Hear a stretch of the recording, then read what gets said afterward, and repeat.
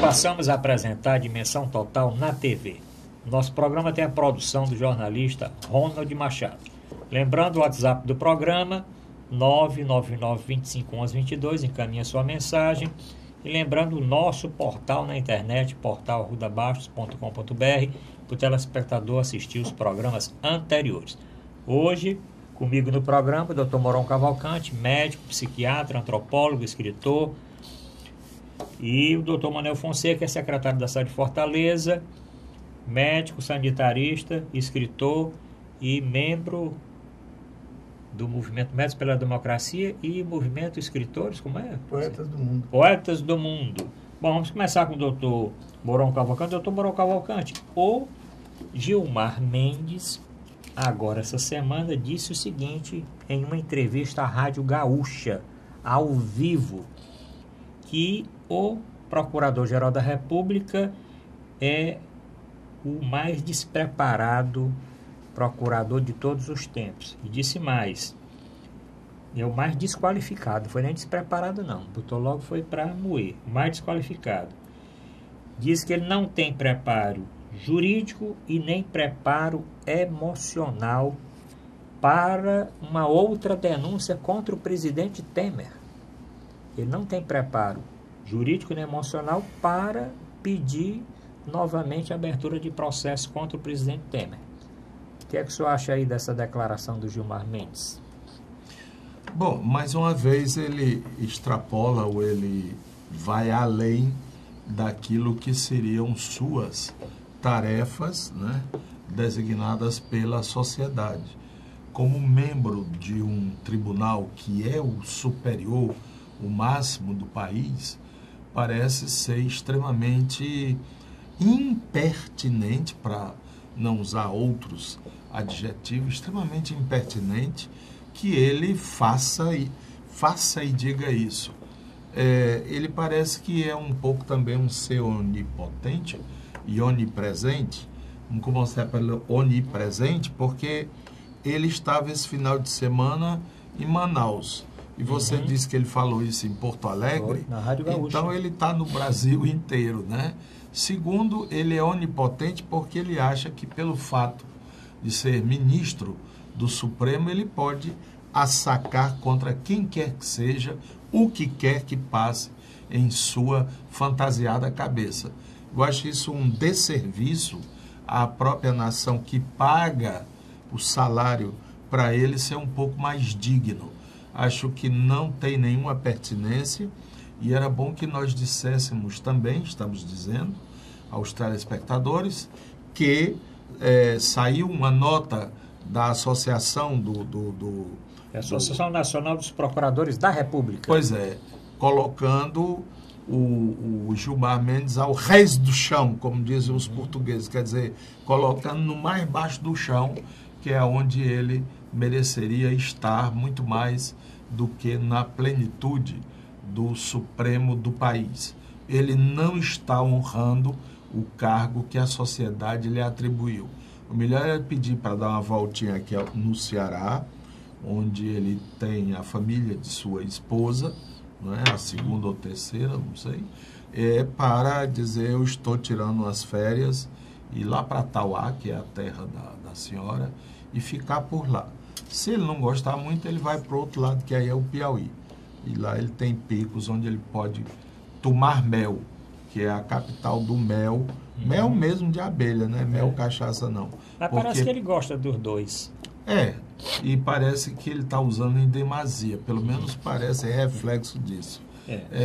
Totalmente censurável, totalmente abjeto. A Associação Nacional dos Procuradores da República diz o seguinte, que as declarações de Gilmar Mendes contra Janot são deploráveis. O Gilmar disse que ele é desqualificado, o Janot, e a Associação dos Procuradores da República diz que a declaração de Gilmar são deploráveis.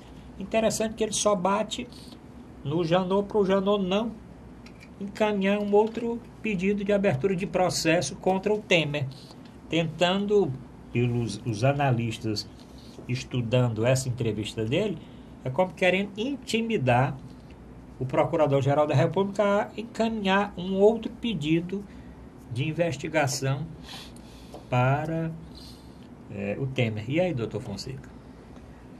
Isso significa que provavelmente o seu Gilmar Mendes não teria o mesmo arrobo se o procurador denunciasse o Lula, né? Sim. Ele está fazendo isso porque o procurador, né, tem cartucho, né, para fazer uma nova denúncia contra o Temer, que escapou de ser processado, né, com a distribuição largamente de recursos financeiros para as emendas parlamentares. Todo mundo sabe disso. Né? E ele tinha provas, né, de que recebeu dinheiro da JBS, né, malas de dinheiro, destinação para ele, mas conseguiu escapar no primeiro momento. O Janot, que eu não sei se representa a Procuradoria da República ou a Rede Globo, né, porque a Rede Globo queria que o Temer caísse. Né? Mas o tal do mercado achou que era melhor o Temer ficar. Né? Dessa vez a Globo perdeu para o mercado. Né? Então o procurador não é nem um santo, o Janot. Né? Ele está fazendo o jogo dos interesses econômicos também. O Gilmar, realmente, como diz o Mourão, ele fala à torta direita, fora dos autos, ele adora umas câmeras, né, a televisão, ele não tem a compostura de um ministro supremo, né, e diz o que dá na telha. No caso, especificamente, quer intimidar o procurador, né, claro, para não mexer mais num negócio que já estava resolvido. Quer dizer, o Temer ia ficar até 2018, ia fazer a reforma da Previdência, isso que ele disse que vai fazer agora, a reforma trabalhista, né, porque foi dado a ele esse caminho que ele está seguindo à risca. Já que escapou de ser processado, ele agora vai retomar a questão da reforma da Previdência. Pode ser que ele comece a mexer no vespeiro que estava quieto, de novo. Né? Quando toca na Previdência, vai tocar na vida das pessoas, particularmente das pessoas já mais idosas, vai tocar na vida das pessoas que trabalham no campo, nas pessoas mais humildes, né, que ganham salário. Né? Então, o Temer, escapou da primeira, o Janot deve estar fazendo um jogo de algum interesse político econômico grande para poder, de novo, denunciar o Temer e propor de novo a admissibilidade do processo contra ele. Bom, o doutor Manuel Fonseca falou daquela sessão e não autorizou a abertura de processo contra o presidente Temer. Doutor Moral, diferente não, meio parecido com aquela do impeachment, né? Apareceu, inclusive, um deputado tatuado. Gaiatices à parte, né? De qualquer forma, parece que se nós tivéssemos ainda 3, 4 impeachment, talvez caísse a ficha de alguns deputados do que significa isso e qual é a consequência dessas atitudes, desses atos. Eu acho que teve menos, não é nenhuma palavra adequada, folclore, né? Teve menos folclore, alguns estavam nitidamente constrangidos, eles falavam, sou a favor do sim, imediatamente escafedeu-se, ninguém olhava nem a cara, né, do indivíduo. Eu estou aqui porque o país precisa de tranquilidade, eu sou sim, e desaparecia, né? Então, a gente percebia bem que era um jogo de interesse. Aliás, o grande jornalista, eu considero Eliomar de Lima, em sua coluna vertical, diz que no dia da votação, saiu no Diário Oficial a nomeação de um correligionário do deputado Danilo Forte, Danilo Forte, desculpa, eu disse Fonte, Danilo Forte, sendo nomeado para o INFA, que é um instituto que cuida do patrimônio histórico. aquela mesma confusão que deu lá na Bahia, lembram, Sim, com o Gedel? Pois bem, o diretor de um órgão parecido com esse aqui no Ceará, hoje ou está sob o comando do deputado Danilo Forte. Por quê? Porque foi uma das pagas que ele recebeu para votar contra o impeachment, ou contra a abertura do processo de impeachment. E é bom que a gente saiba e divulgue isso. Isso eu li na coluna vertical do Povo, do Eliomar de Lima.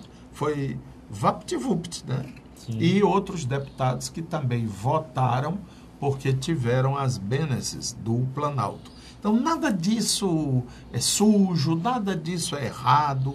Há um silêncio sepulcral.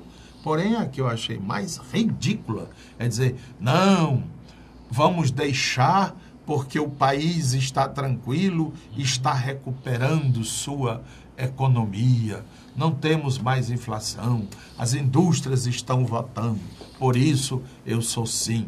Mas ele vai ser processado depois, quando ele sair, né? Aí o Janot pode pegá-lo. Agora o Janot não vai mais nem estar mais lá. Vai ser agora em setembro. O Gilmar também, em outra entrevista, já vai tarde, sabe? Então, eu não sei por que essa despeita, essa afronta. E, de qualquer modo, o Janot, ele representava uma instituição dentro da República, não é? Ele não estava fazendo aquilo à toa. E o que ele estava a fazer era que os órgãos cabíveis pudessem investigar as coisas. Se a Câmara tivesse aprovado, ainda ia para o Supremo. Já pensou o Gilmar lá? Ele ia fazer striptease para o negócio não acontecer. Só está faltando essa dele. Doutor Manuel Fonseca, os deputados do Ceará votaram divididos, né? O doutor Mourão citou aqui o Danilo Forte, mas eu posso citar Gorete Pereira, o Genesias Noronha, o Raimundo Gomes de Massa não apareceu, né? Não apareceu. Ele disse que não teve tempo de pegar o transporte, mas ele foi visto no Salão Azul da Câmara. Aí, talvez ele fosse um sósia dele, né? Pode ter sido. Um pode clone. ter sido. Um clone. Mas, doutor, o filho é clone dele, né? Bem parecido. Meio parecido, mas bem mais novo do que ele, né? Bem sim. mais novo. Doutor Manuel Fonseca, doutor Mourão falou exatamente daquela sessão, né? Foi transmitida com menos estardalhaço pelos meios de imprensa, não colocaram a votação para ser no dia de domingo, né?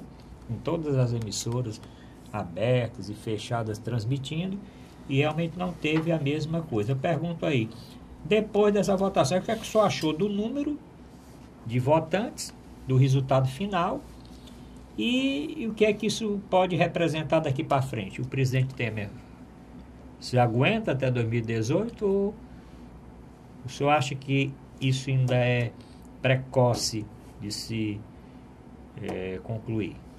Não dá para saber, porque ninguém sabe aí o que é que a Globo vai querer, né? É claro que os 122 deputados da esquerda e centro-esquerda continuaram votando, né, pela admissibilidade. Sim. Os outros, né, que chegou a 200 e poucos, Foi, 200 e... né, foi gente... de 30 e poucos votos. Caracterizou um racha no PSDB. Sim. Né? O PSDB votou dividido, né? Parte do PSDB votou pela admissibilidade e parte votou contra. A diferença no impeachment da Dilma foi bem menor, né? Enquanto na Dilma era 390 contra 100 e pouco, isso agora foi 200 e pouco para 200 e pouco, né? Não passou de 300 contra a admissibilidade. Então significa que os poderes empresariais, né, a mídia, eles estão um pouquinho divididos, né? Para poder o Temer não receber um avalanche de voto, né? Como disse o Mourão, o negócio foi meio vergonhoso, envergonhado também, né? Apesar de ter uns histriônicos, né? Sim. Aquele, parece que tirou até a camisa para mostrar o Temer. Dias antes. Não, deu confusão porque uma jornalista disse, o senhor podia mostrar sua tatuagem, ele disse, eu só mostro se for de corpo inteiro, vamos ali que eu mostro. Quer dizer, isso para uma jornalista, uma profissional que está trabalhando, vamos ali que eu lhe mostro, sabe? Mostra. Moleque faz isso mesmo. Isso é coisa de moleque, né? Porque você pode ter uma postura política com princípios, com convencimento, mas aquilo é gaiatice. E aconteceu igual a mulher do impeachment da Dilma, né? Eu sou a favor da honestidade, contra a corrupção. No fim de semana, o marido dela foi preso, prefeito de Montes Claros, e na outra semana, ela própria. Já divulgaram que esse tal deputado Gaiato do Pará, ele ia estar dançando carimbó, né? Que ele está cheio de processos. Cheio de processo, e é um dos que faltam mais na Câmara. Tem uma assiduidade muito curta, muito pequena. Ele deveria procurar fazer um curso de carimbó. Carimbó, mas diga, doutor Fonseca. Eu acho que não tá, as coisas não estão definidas ainda. Não é? Quer dizer, o Rodrigo Maia teve uma postura mais ou menos, teoricamente, imparcial. Ele imaginava que seria o protegido da Rede Globo e mostrando que estava imparcial, daria mais cacife para ele, né? Mas parece que a sabedoria demais engoliu o dono. Né? Ele perdeu essa parada, né? Porque provavelmente ele seria o candidato a ser o presidente da República, primeiro temporariamente, depois ia ser candidato ao próprio Congresso. É claro que, de novo, ia ter uma divisão entre a esquerda, centro-esquerda e a direita. A gente esperaria que, mesmo perdendo, a esquerda permanecesse unida, né? Em lançar seu candidato próprio, que fosse a Erundina ou outro candidato, mas que se começasse a constituir um grupo sólido, né? Que pudesse, inclusive, em algum momento, talvez pressionar para barrar as reformas que vêm aí prejudicando aos trabalhadores e prejudicando a população como um todo. É a minha opinião que o Temer saiu muito enfraquecido, se você for analisar isso que o doutor Mourão falou. Aqueles que votaram envergonhados, mas mais do que isso, aqueles que não tiveram coragem nem de votar. E foi um número na casa aí dos 20 e tantos que não foram votar. Se você soma aí esses 20 e tantos que não tiveram coragem de votar, com os que votaram, fica praticamente empate aí o resultado. Quer dizer, ele está se vangloriando que tirou mais do que não sei o quê, não é verdade. Outra coisa, dizer que vai votar a reforma da Previdência, porque teve esse resultado, muitos que votaram com ele, inclusive por troca de cargos e outras coisas, mas não votam a reforma da Previdência. Pelo menos essa que está no Congresso não vota. E a maioria dos que votaram contra ele, a grande maioria, também vota contra a reforma da Previdência. O que é certo que eu acredito que o Janot deve estar aguardando aí fechar essa delação do Funaro, principalmente, com alguma coisa do Eduardo Cunha.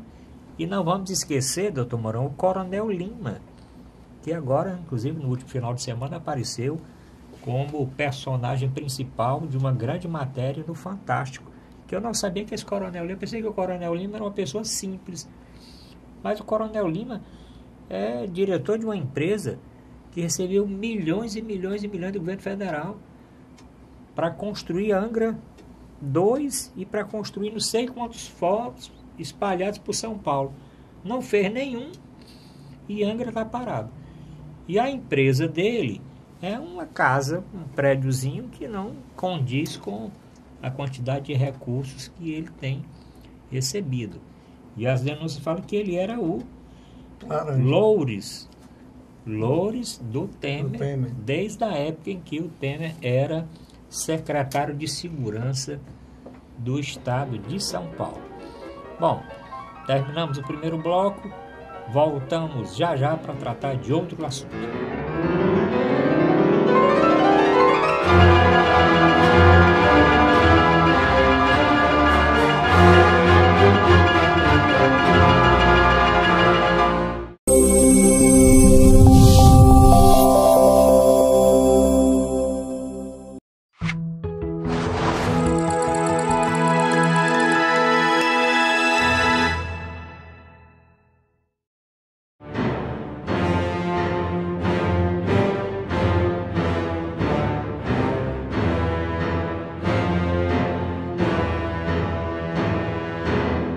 voltamos a apresentar Dimensão Total na TV.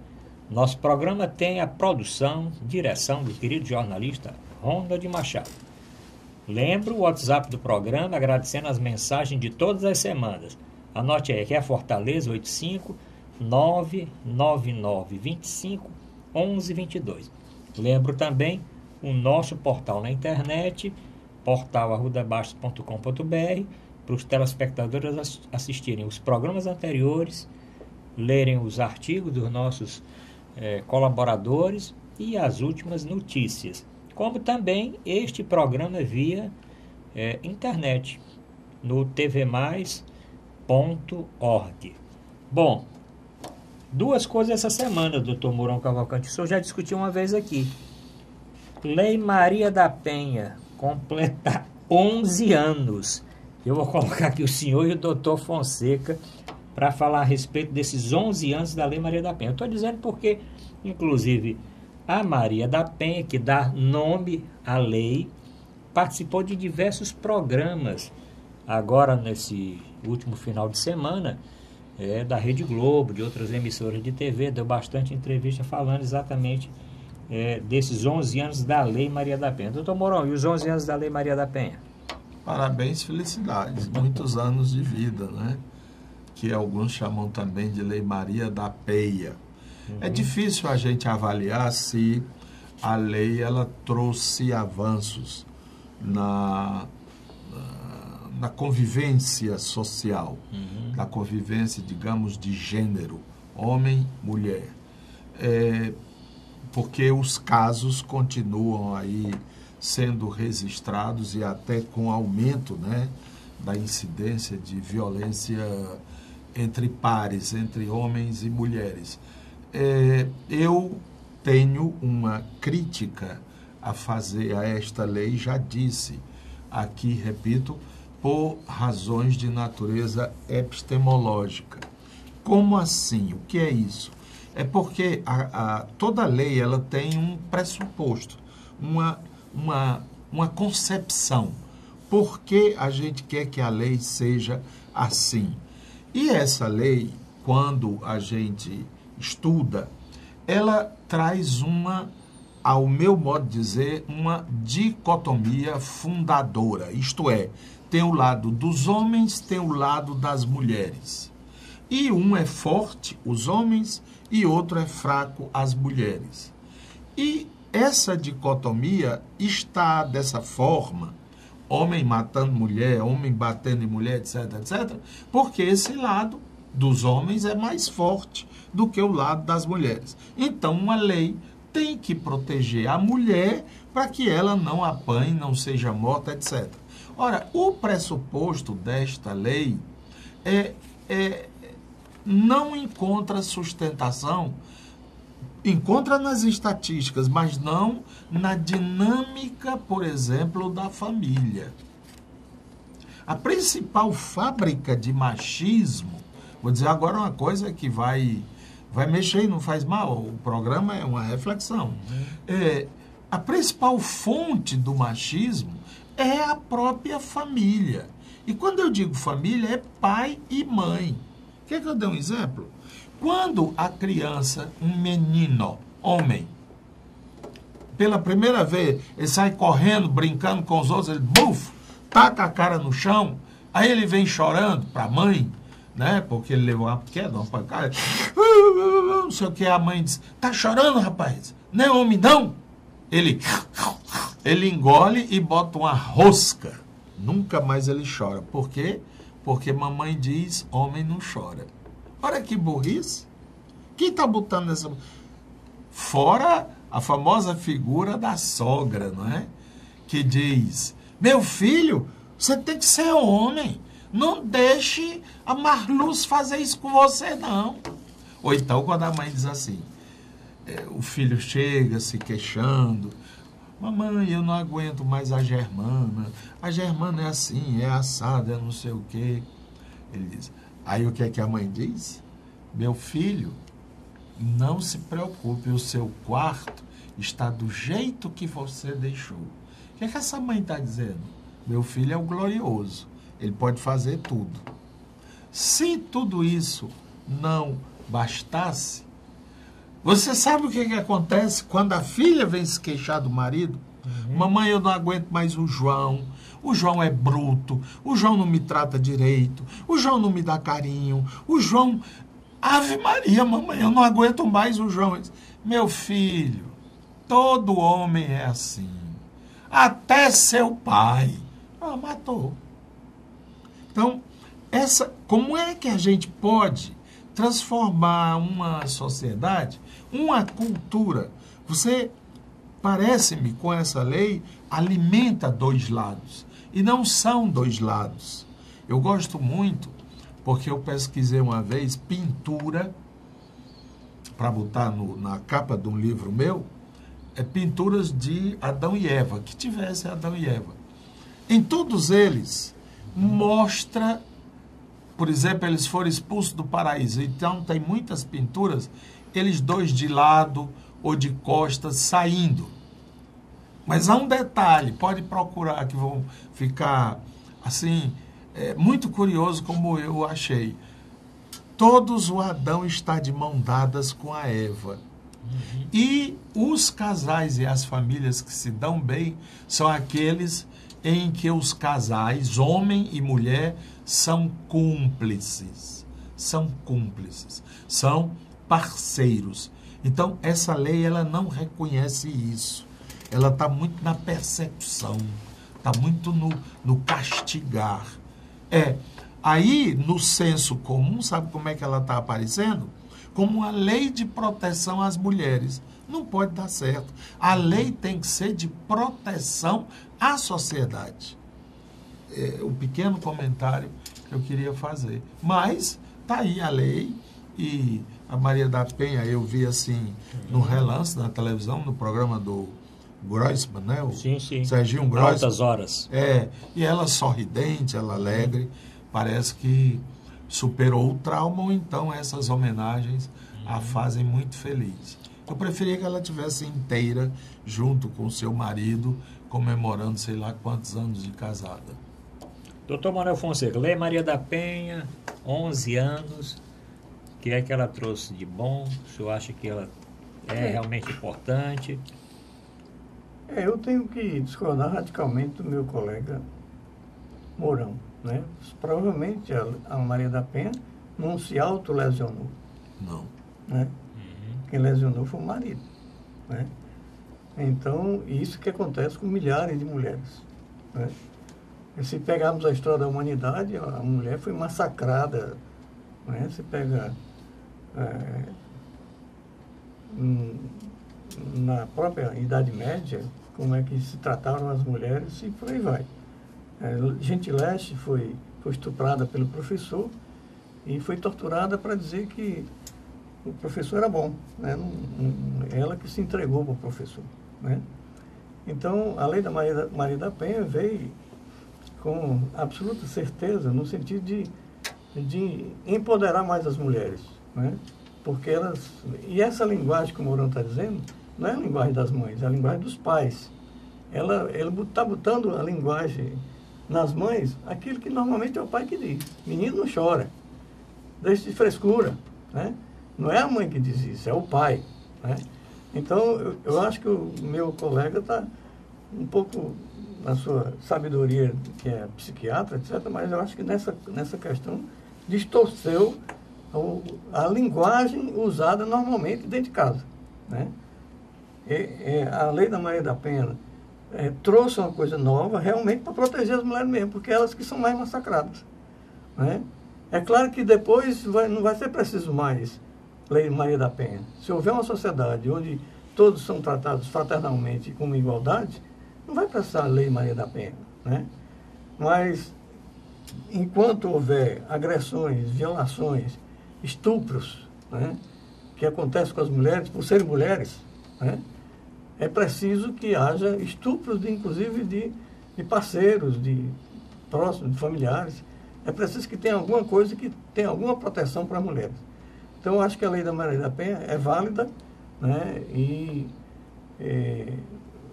claro, nós temos que sempre buscar na sociedade a relação afetiva, a relação fraterna entre gêneros, né? Mas isso aí era uma forma de dar um basta um pouco na visão tradicional machista que existe na sociedade, né?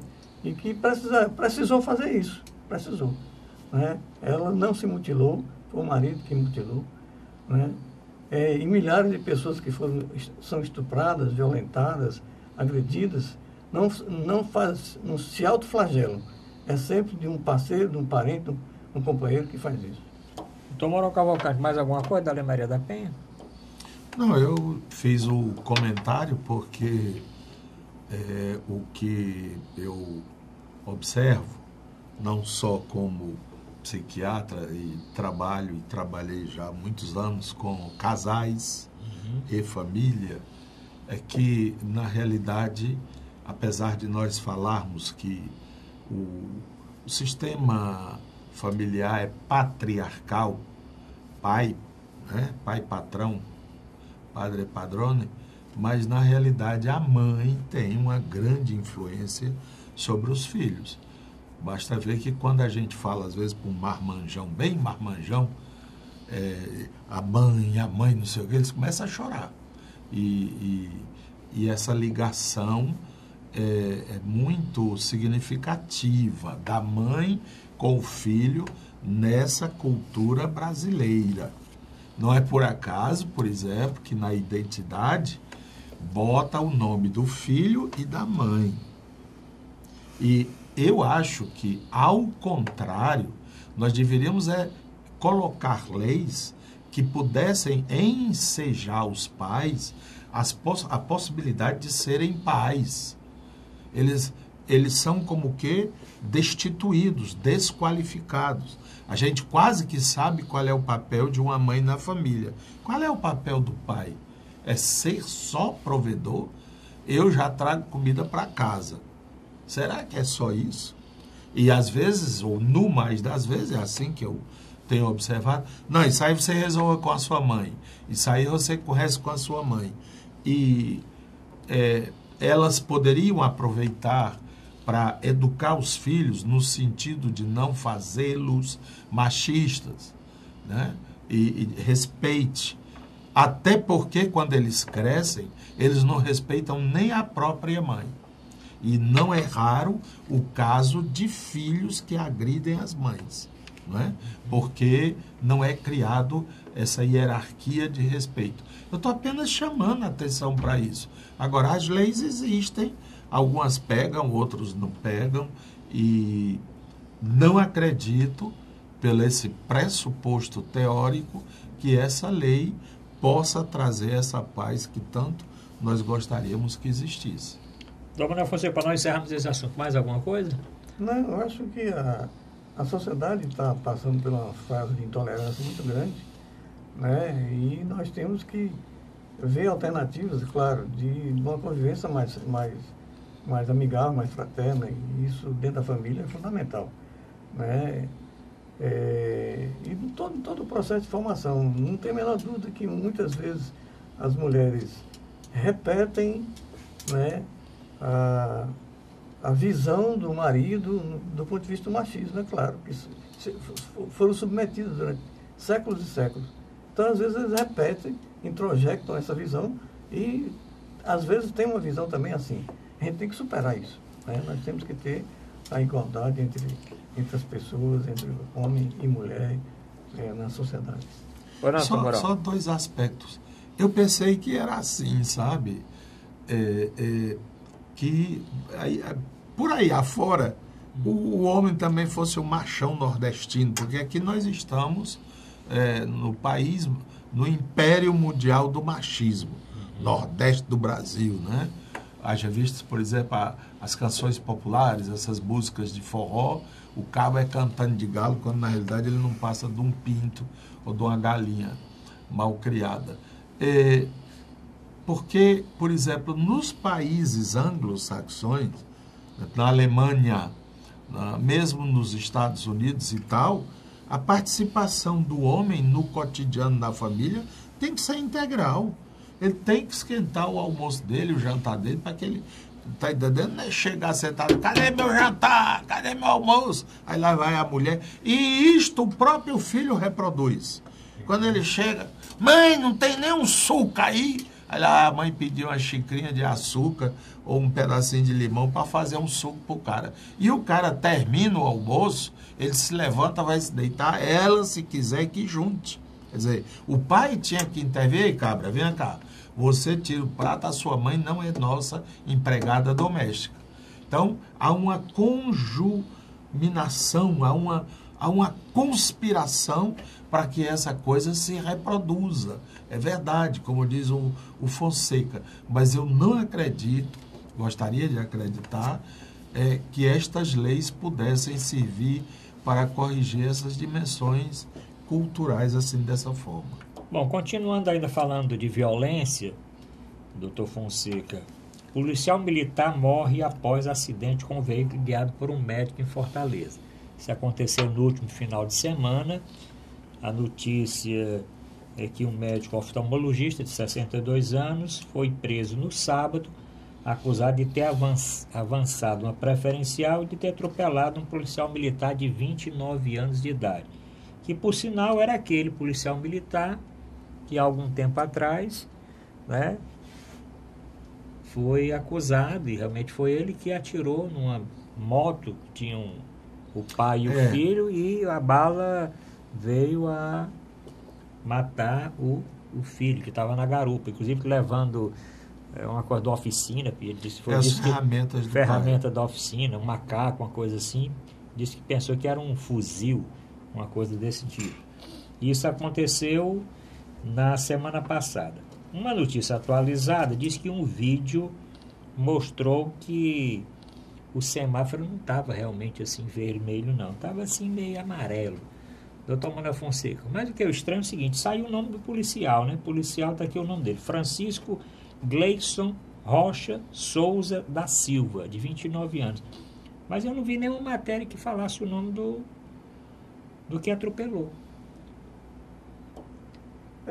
Eu acho que isso é uma certa proteção, não tem a menor dúvida, da imprensa com determinadas categorias de pessoas. Né? Agora, o fato dele ter sido um médico podia ser qualquer outra profissão. Pessoa. Né? O errado é dirigir alcoolizado. Né? Esse que é um dos fatores mais importantes da mortalidade, inclusive de adultos jovens, mas pega mulher, pega idoso, pega todos, são aquelas pessoas que, no meu entendimento, quase que praticam um crime quase premeditado. Né? Porque se a pessoa está alcoolizada e vai dirigir, ele sabe que o senso de controle está baixíssimo. Né? Ele pode, né, matar alguém. Então, o errado aí é o fato da pessoa dirigir alcoolizado que provocou esse acidente grave, né, e matando um policial. Também não podemos pensar que isso foi o destino. Né? Não, foi por acaso o policial estava naquele momento e foi pego. Podia ser qualquer outra pessoa. O que eu levanto é que as leis em relação a dirigir alcoolizado tem que ser rigorosas e tem que ser executadas. Né? E não se perdoar, por exemplo, de repente o Aécio Neves estava alcoolizado e, né, escondeu a sua carteira, e quando estava com a carteira também superada, e não aconteceu nada. A impunidade é que faz com que esses acidentes graves aconteçam dentro da sociedade. Manuel Cavalcante, realmente citar um médico que chamou a atenção, mas podia ser qualquer outro profissional. O que chamou a atenção foi que ele tentou fuga e, ao fugir, ele provocou outros acidentes com veículos e veio a bater numa placa numa rua mais adiante. Foi atendido pelo SAMU e o que a matéria disse que a polícia chegou exatamente quando ele estava sendo atendido e deu a ordem de prisão. Mas não deixa de ser uma violência, doutor Mourão. Claro, e parece que essas violências estão se repetindo na cidade, né? E o sentimento de impunidade vagueia, né? no coração e na mente das pessoas. Até a própria imprensa, como diz o Fonseca, ela escolhe, né, os que podem botar o nome no jornal e os que não podem. Que diabo é isso? Você pode até colocar, havendo suspeita que tenha sido o doutor fulano de tal, né? Havendo suspeita que foi o desembargador fulano de tal, não. Mas carro desgovernado bate e mata 3 pessoas. Mas um carro é desgovernado, o carro não anda só, o carro não liga só, né? Houve também um acidente na semana passada de uma garota, parece que perdeu o controle do carro e matou e virou e bateu não sei quantos. Também não foi divulgado. Só no outro dia e ainda de uma maneira assim muito, muito discreta. É por isso que as chamadas redes sociais vão em cima, né? Aí sempre tem um cara que filmou, que gravou e joga na internet e se espalha. Claro que não é uma vingança, nem uma justiça com as próprias mãos, mas um indicativo para que a imprensa notifique como deve, não é? E é curioso que, por exemplo, nos Estados Unidos, não foi lá em Los Angeles, eles prendam um grande astro, né, do cinema, o fulano de tal foi preso, estava nitidamente embriagado e condenado a não sei quantos bilhões, sei lá quanto de dólar para pagar uma multa e tal. E eles parece que fazem questão de dizer o nome e botar o retrato do cara, porque aquilo funciona como um trabalho preventivo, de dissuasão. E aqui para nós estamos falando de machismo, essa história do cara sair, encher a cara, os próprios amigos pensam, rapaz, vá não, deixa eu lhe levar, vá aqui no meu carro. Não, o carro é meu, quem dirige essa porra sou eu. Olha aí. Aí chega bem, ele mata alguém, fica bem mansinho, fica bom até na hora, dá uma descarga assim de adrenalina, aí fica bonzinho, né? Pô, tu era tão macho. Ser macho é ter a coragem de dizer, ó, eu bebi demais, eu vou pegar o táxi, depois eu venho buscar o carro. Ou então uma conversinha que eu ouvi no elevador, eu fui a um shopping agora, essa semana, e vinha conversando um casal. Aí ele dizendo assim, tá vendo, Marleide, como foi legal? A gente foi de Uber, nós fomos e voltamos, ninguém gastou nem R$20, 10 de ida, 10 de volta, e não teve problema. Aquele nosso amigo, aí disse lá o nome, eu não ouvi direito, pegou uma blitz, ele foi enrolado com um carro e o diabo 4 e gastou uns 2, 3 mil reais para limpar a barra. Tá vendo? Se isso se repetisse com mais exaustão, porque agora a prefeitura está recolhendo os carros das esquinas. Sim. Tá vendo? Tem 4, 5 carros rondando a Aldeota e Meireles, Vajota, etc. e tal, recolhendo os carros. Pois cada carro daquele, para depois você tirar, se você é proprietário, é algo em torno de R$1.000. E tem um reboque, tem não sei o quê, tem a multa propriamente dita. Será que isso é bom? Bom, nós estamos terminando. Alguma coisa mais, doutor Fonseca? Não. Bom, então é o seguinte, com relação a esse caso, vai esta orientação. Se for beber, não dirija, né? Se for dirigir, não beba. O doutor Mourão citou aqui, pega um táxi, uma carona amiga, porque fatalmente algum dia vai acontecer um problema desse. Nós estamos dizendo que o médico aqui, pelas informações, já estão dizendo que ele não avançou preferencial, mas outras informações que apresentam que ele estava sob efeito de álcool. Então, vai ter que se defender e aí a polícia faça e divulgue claramente o que realmente aconteceu. Vamos agora fazer o primeiro intervalo, voltamos já já.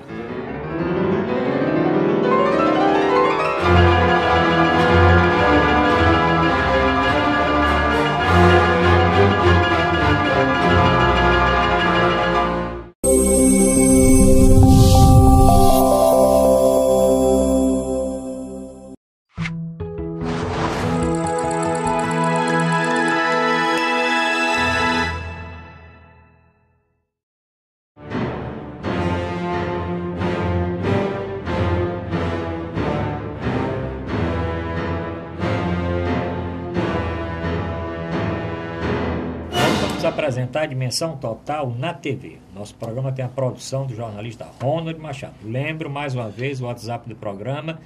Aqui é Fortaleza 85-999-25-11-22. Eu, inclusive, vou colocar na mesa, um ouvinte mandou que nós colocássemos na mesa, querendo a opinião aqui do Dr. Fonseca e do Dr. Mourão, se a reeleição, Dr. Mourão, é causa dessa corrupção. O senhor acha que tem alguma coisa a ver o processo de reeleição com a corrupção que reina no Brasil? Ela pode ter acelerado, né? Porque, na realidade, nós estamos falando, aí ele está sugerindo falar sobre a reeleição do executivo.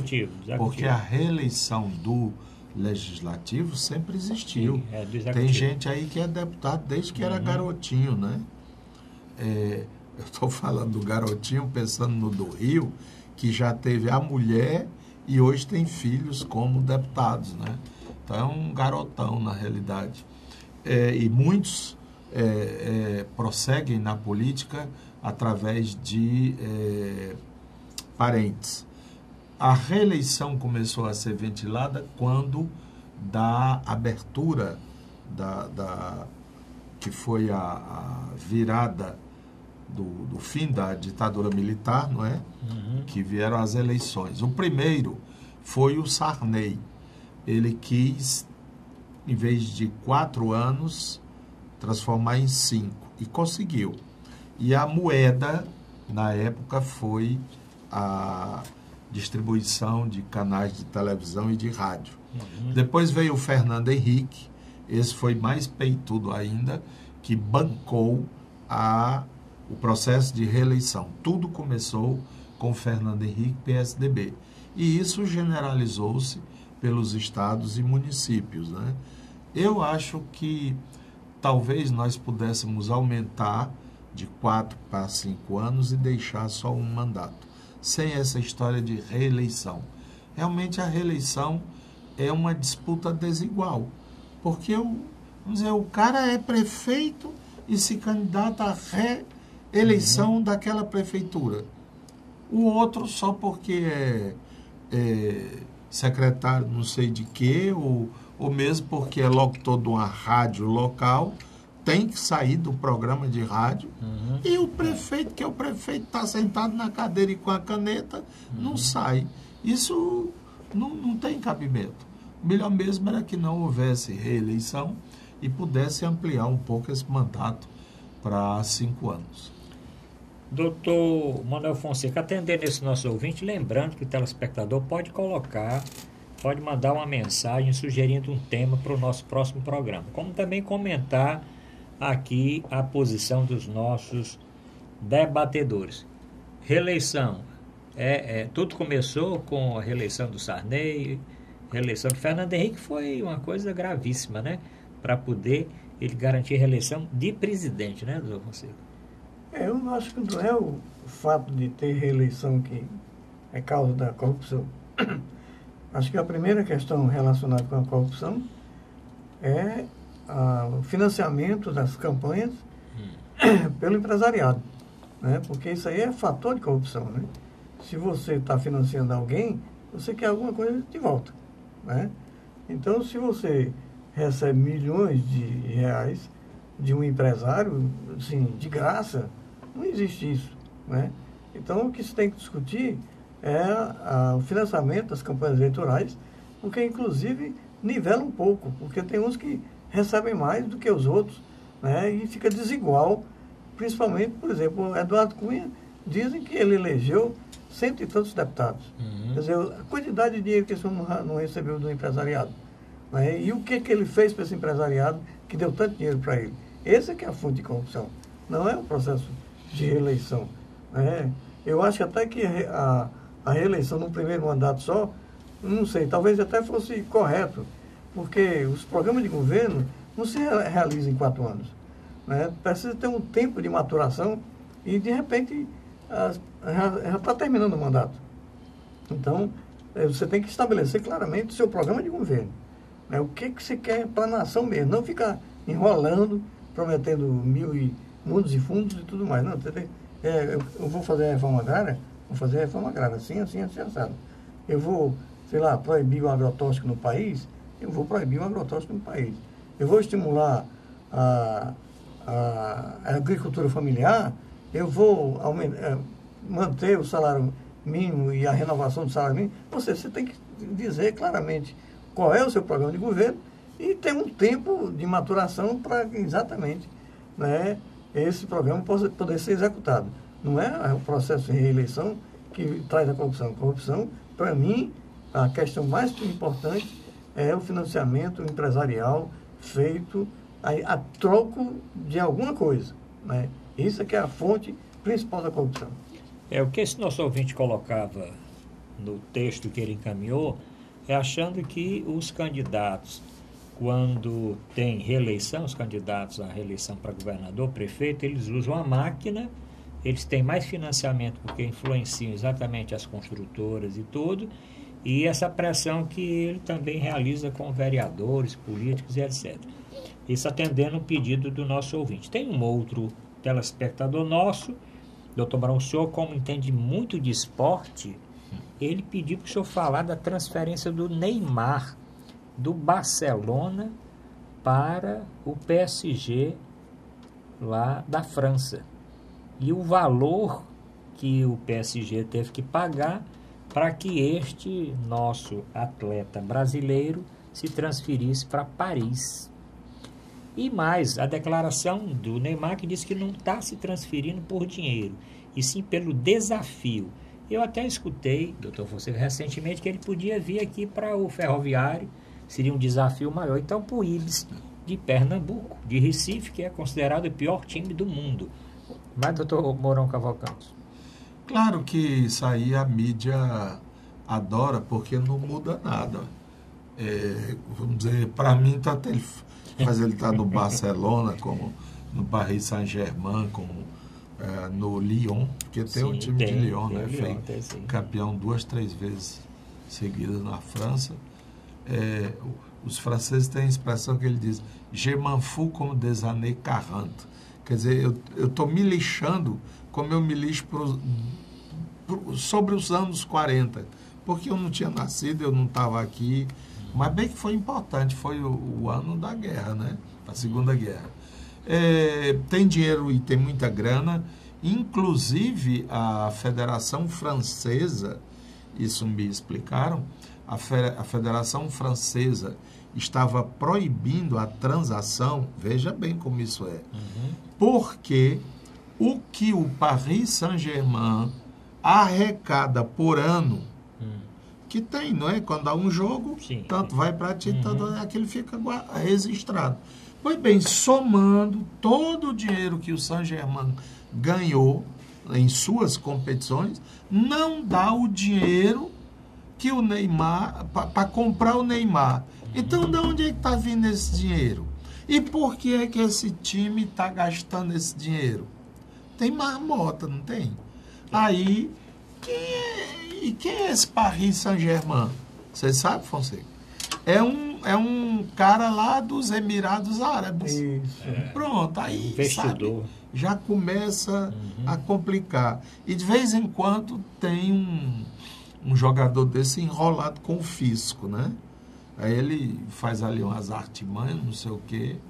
Então, é muito nebuloso. Eu gostava mais das peladas aqui no PV dos anos 60, né? Dentro do Sapenha, Alexandre Filé de Gia, Gildo, Croinha. Né? Parece que era mais sadio, né? Naquele tempo você podia frequentar o estádio e escutar a charanga do Gumercindo, mesmo torcendo Ceará, e sair lá abraçado com o torcedor do outro time. Eu cansei de fazer isso no estádio Presidente Vargas. Aliás, até joguei várias vezes no Presidente Vargas. Doutor Manuel Fonseca, com relação... A ponta direita. A ponta direita. Joguei Ceará, joguei dentro de Leite e outras categorias. Poderia ser um Neymar hoje. Né? Entendo muito de futebol. Então, vou transferir o meu título de radialista também para a PCDEC, para poder comentar os jogos. Mas, doutor Manuel Fonseca, o caso do Neymar. Realmente, inclusive, não queriam dar liberação, isso já o Barcelona, alegando que feria o fair play econômico, né? Aí eu fico pensando, então, por que botam uma multa nesse valor? bota uma multa nesse valor e o outro vem e paga, ninguém sabe como, mas o cara é investidor. Ele ontem, numa entrevista que deu aqui a famosa Rede Globo, ele dizendo que já conseguiu vender não sei quantas mil camisas e já as ações do clube já subiram não sei quantos mil% e que outras coisas mais, e no fim vai recuperar o dinheiro empregado. Mas eu fiquei assim na entrevista do Neymar, que ele disse que não é dinheiro não, ele não quer ganhar aqueles 100 milhões por mês não, ele quer mesmo é o desafio. É um rapaz vontadoso, né? Por que não Neymar para a presidência do Brasil? Olha lá se não aparecer. Né? Apareceu. Nós temos o Luciano Huck, né? Pode ser o Neymar, pode ser o Neymar. amigo dele.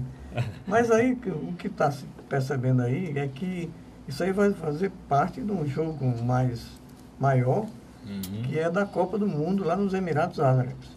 Então, o Neymar era o garoto propaganda, né? Porque esse time lá da francês é de um investidor, né? Que comprou o time, né? Um chefão desse aí lá dos Emirados Árabes, né? E o futebol, que devia ser uma forma de congraçamento, é um dos esportes mais bonitos que existe do ponto de vista das relações dentro do campo, se fossem amigáveis, né? Todos têm uma meta, todos lutam para chegar naquela meta, tem que respeitar o seu parceiro, não pode ser violento. Era uma grande lição de convivência. O futebol passou a ser uma grande competição, né? Fonte de corrupção, vinculado às grandes mídias sociais, e agora provavelmente está relacionado com o marketing de novo, né? Para conseguir possivelmente uma Copa que vai gerar mais dinheiro lá nos Emirados Árabes. Então tudo é jogada econômica, não tem mais nada de esporte. O Neymar está jogando para a plateia. Claro que ele vai embolsar os 100 mil por mês, né? Ele vai dar todinho para os pobres, né? Não vai nada, né? Vai encher as boas dele, né? E ficar cada vez mais rico. E os Emirados Árabes vão também jogar e pegar dinheiro, né? Na ciranda financeira que se transformou o futebol, e não mais um esporte, né, como de fair play, de brincadeira, de jogo coletivo, de parceria, de busca do gol, de todos os jogadores serem importantes num processo, desde o goleiro até o ponta esquerda. Então, isso, né, tempo do Didi, do Garrincha, né, isso já se foi. Né, mas é possível que um dia ainda o futebol volte a ser um esporte da confraternização universal. Bom, então, o telespectador viu, discutimos 2 temas encaminhados pelos nossos telespectadores. Doutor Fonseca, o senhor trouxe um livro aí hoje? O senhor quer falar desse livro? Então o senhor está só trazendo aí para ler? Dá tempo, tem um minutinho aí. Não, eu estou lendo. O senhor quer indicar para os nossos telespectadores? Ou não vai indicar ainda, só depois de terminar? Eu posso indicar. Isso aqui, o nome do livro é A Cientificação do Amor, do colega médico francês, Michel Audin, um dos maiores pesquisadores na área da humanização do parto, e particularmente na área da fisiologia do parto e do respeito a essa fisiologia do parto em relação às mulheres, né? Ele tem a visão de que o parto humanizado pode influenciar na capacidade de amar a si mesmo e amar os outros. Então, é um livro, como eu estou trabalhando agora na Caucaia, na humanização do parto, eu estou relendo o livro do Michel Audin, que por acaso me ofereceu. Está aqui, o Fonseca, com carinho, Michel Audin. Pronto, isso aqui é do Dr. Fonseca, então você depois vai ver onde é que o telespectador pode adquirir. Manuel Cavalcante, alguma indicação? Rapaz, eu estou descobrindo um poeta que eu não pensava tão legal, Murilo Mendes. Murilo Mendes. Porque ele é modernista, né? E então o pessoal faz muito, com justa razão, oba-oba com o Manuel Bandeira, o Carlos Drummond, né? Que são muito conhecidos. E mesmo o Jorge de Lima e tal. Mas o Murilo Mendes, rapaz, se garante, sabe? Eu fico impressionado porque ele escreveu nas décadas de 20, 30, como é que ele tinha aquela sensibilidade para captar aquelas situações, aquelas imagens. E, modéstia à parte, eu digo isso porque um estudioso da literatura disse: suas poesias, doutor Mourão, lembram Murilo Mendes. Olha aí. O senhor leu? Eu digo, não, nunca li. Pois leia. E eu acho que foi um elogio que ele me fez por tabela, eu nem sabia. Então, há essas descobertas que a gente pode fazer, e eu estou muito agora curioso, é que existem livrarias nacionais, por exemplo, a Amazon, a Book and City, outra estante virtual, que eles fazem realmente chamados queimas rasantes, né? Tudo por R$9. E às vezes eles ainda dão a gratuidade do frete. É hora de você comprar e guardar para quando tiver um tempinho ler. Mas valendo logo, porque quando você acha que vai ter esse tempo todo, não vai ter não. Só talvez na eternidade, mas aí é outro plano. Né? É verdade. Bom, então agradecendo aqui, doutor, você alguma coisa a mais? Não, né? Como é que está a Caucaia? Caucaia está indo bem. O prefeito Agora inaugurou lá o projeto, né? Não, ele fez a lei. Lançou o projeto, a lei. Fez a lei, vai para a Câmara de Vereadores. Sim, não foi votado ainda. Vai ser votado, provavelmente. Nós estamos dando entrada na Secretaria de Saúde do Estado para equipar e fazer algumas adaptações e reformas. A ideia é lá para mais ou menos novembro inaugurar o Centro de Parto Normal do Hospital Santa Terezinha. Bom, já que estamos falando de inauguração, eu vou aqui comunicar que o Hospital Leonardo da Vinci foi inaugurado agora no dia 1º de agosto, com a sua primeira fase, que é o Centro Médico de Diagnóstico e Tratamento, uma grande policlínica. Brevemente darei o restante do calendário do início de funcionamento do hospital. Bom, obrigado, doutor Fonseca, obrigado, doutor Mourão Cavalcante, obrigado principalmente o telespectador. Mande sua mensagem, voltamos na próxima semana.